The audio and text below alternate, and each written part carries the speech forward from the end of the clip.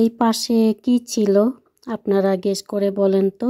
তো এখানে আর টিভির পাশে দুইটা জিনিস আর কি পার্সেল আসবে। তো পার্সেল কি আসবো সেটা তো বলবোই, তার আগে বলেন আপনারা সবাই কেমন আছেন। আসসালামু আলাইকুম।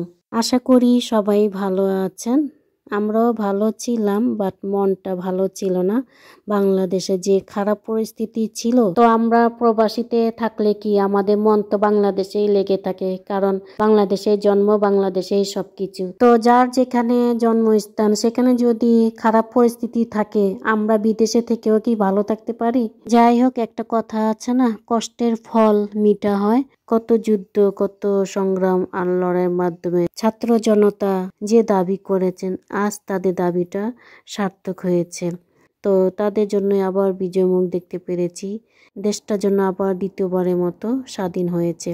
আর সেসব ভাই বোনদের সেলুট জানায় যারা দেশের জন্য শহীদ হয়েছেন। আল্লাহ যেন তাদেরকে জান্নাত নসিব দান করেন। সবাই বলেন আমিন।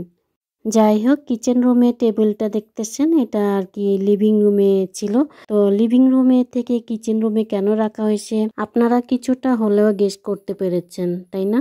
যাই হোক, এখানে আমি চিকেন রোস্ট রান্না করব, তাই আর কি চিকেনটারে ফ্রাই করে নিলাম। তো রান্না করতে করতে আমার কিছু প্রিয় আপুদের নাম আপনাদের মাঝে শেয়ার করব, যারা আমাকে প্রথম থেকে নিয়ে শেষ পর্যন্ত আমাকে ভালোবেসে সাপোর্ট করে যাচ্ছেন। সবাই আমাকে ভালোবেসে সাপোর্ট করে যাচ্ছেন। তো দেখতেই পাচ্ছেন এখানে আমি পরিমাণ মতো পেঁয়াজ, তারপর দারুচিনি, এলাচ এগুলো তো দিলামই। তো পেঁয়াজটাকে আর কি ব্রাউন করে নিব। আর আমি কোনো রেসিপি শেয়ার করতেছি না, জাস্ট আর কি রান্না করা। আর আমি যখন এই ভিডিওটা করেছিলাম তখন আর কি গরম পড়া শুরু হয়ে গিয়েছিল। জুন 21 তারিখ থেকে আর কি সামার শুরু হয় নেদারল্যান্ডসে আর কি। যাই হোক, যে কথা আর কি বলতে চেয়েছিলাম, প্রিয় আপুদের নাম আর কি উল্লেখ করব।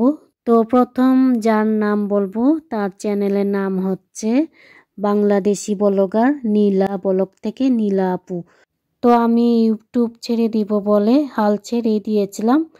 তখন এই নীলা আপু আমাকে একজন টিচার যেমন তার স্টুডেন্টকে বুঝিয়ে দেন, ঠিক তেমনি করে আমাকে সুন্দর করে বুঝিয়ে দিলেন যে আমরা শূন্য থেকে কিভাবে উপরে উঠেছি। নীলা আপু, তোমাকে ধন্যবাদ বলে ছোট করব না। তোমার জন্য রইল অনেক অনেক দোয়া এবং অফুরন্ত ভালোবাসা। তো আপনারা চাইলে নীলা আপুর ঘরে ভিজিট করতে পারেন। তিনি খুবই ভালো মনের একজন মানুষ।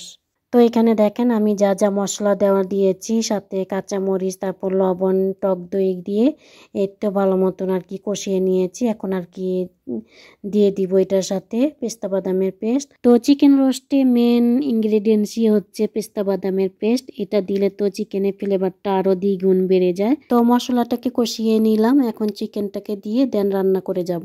এরই মাঝে আরেক প্রিয় আপুর নাম বলতেছি। তো নীলা আপুর মতো সেম সুমি আপু আমাকে অনেক সাপোর্ট করে যাচ্ছে। তো সেই আপুর চ্যানেলের নাম হচ্ছে সুমিস হোম ব্লগ।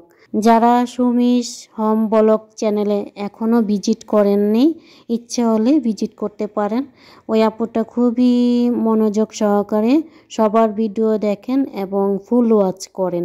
তো সুমি আপু, তোমার জন্য রইল অন্তর থেকে অনেক অনেক দোয়া এবং ভালোবাসা। তোমাকে যেন আল্লাহ সবসময় ভালো এবং সুস্থ রাখে, সেই কামনাই করি। তো যাই হোক, এখানে আমার অলমোস্ট রান্নাও হয়ে গেছে। আর এটা আমি রাতের জন্য রান্না করলাম। দুপুরে তো আর কি ফ্রিজে যাচ্ছিল তাই খেয়ে নিলাম। অবশ্য আমি একাই খেলাম, আপনাদের ভাইয়া তো আর কি কাজে। তো রান্না করতে করতে আমার পার্সেলও এসে গেছে, চলুন তাহলে দেখে নিই। আর পার্সেল যখন নিয়ে আসছিল তখন আর কি টাইম ছিল 7:07। বাট সন্ধ্যার টাইম না কিন্তু তখন আর কি বিকালই বলা চলে, কারণ সন্ধ্যা হতো 8:30, আর এখন তো 9:30 কাছাকাছি সন্ধ্যা হয়ে যায়, কারণ এটা ছিল বেশ কিছুদিন আগের ব্লগ। ওই যে সব সময় ভিডিও আপলোড করতে আমার লেট হয়। তো এখানে দেখেন মিস্ত্রিরা তাদের কাজে লেগে গেছে। তো দুই জিনিসের কাজ দুইজনে আর কি করে নিচ্ছে। আর ভিডিও করতেছি ঠিকই, কিন্তু তাদের পারমিশন নিয়েই, কারণ অনেকে তো ভিডিও করাটা পছন্দ করেন না। তাছাড়া আপনাদের ভাইয়া তো কাজে, তো সে তো আর দেখতে পারতেছে না তারা কেমনে কি কাজ করলো না করলো, তাই আর কি ভিডিও করে নেওয়া। আর দেখেন রোদের আলো আমার ঘরের পর্যন্ত এসে গেছে। তো এই পর্যন্ত যারা আমার ভিডিওটি দেখেছেন, আই হোপ শেষ পর্যন্ত দেখবেন। যদি আমার এই ভিডিও আপনাদের কাছে কোনো অংশ ভালো লেগে থাকে তাহলে সাবস্ক্রাইব করে আমার পাশে থাকবেন। আর যারা সাবস্ক্রাইব করে আমার পাশে আছেন আপনাদের সবার জন্য অনেক দোয়া এবং ভালোবাসা। যাই হোক, জিনিস দুইটা কথা বলতে তো ভুলেই গেছি। তো এই যে এই পাশে লোকটা যে ঠিক করতেছে সেটা হচ্ছে আর কি টিভির শোকেস, যেটা টিভির পাশে আর কি রাখা হবে। আর এই পাশে ফাঁকা জায়গাটা ছিল আমার সেই পুরাতন ডাইনিং টেবিল, যেটা আর কি কিচেন রুমে রাখা আছে, বাট সীমিত সময়ের জন্য আর কি।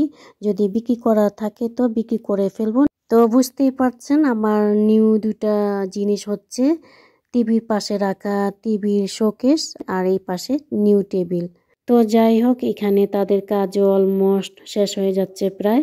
তো আমার এই ছোট্ট ব্লগটি আজ এই পর্যন্ত। আমি শাহানাজ আপনাদের মাঝে বিদায় নিচ্ছি। সবাই ভালো থাকবেন, সুস্থ থাকবেন। আর আমার জিনিস দুইটা আপনাদের কাছে কেমন লেগেছে কমেন্ট করে জানাবেন কারণ আপনাদের কমেন্ট পড়তে আমার ভীষণ ভালো লাগে। আল্লাহ হাফেজ, আসসালামু আলাইকুম।